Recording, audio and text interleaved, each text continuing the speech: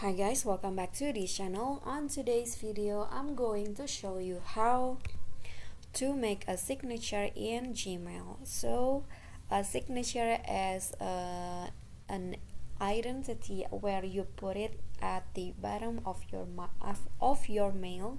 So I'm going to show you how to make one, and then what you need to do is on your Gmail, go to the settings option at the top and click see all settings. Okay, so here in the general tab you can just scroll down until you find the signature section. Okay, just scroll down. Okay, so this one right here. So as you can see, I've already made one, and if you want to add another signature, for example, you can just click on create new, and then here click on signature name example, and then click on create.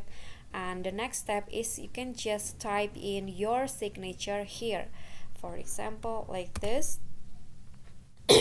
So you can put your name here, and then your position at a company, and then your the company name, and also the contact, the phone number, and also the website.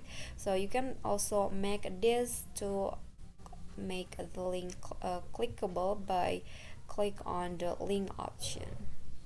Okay, so when you're done, just scroll down until you find the save changes option. Click on this, and just like that, the signature has been created.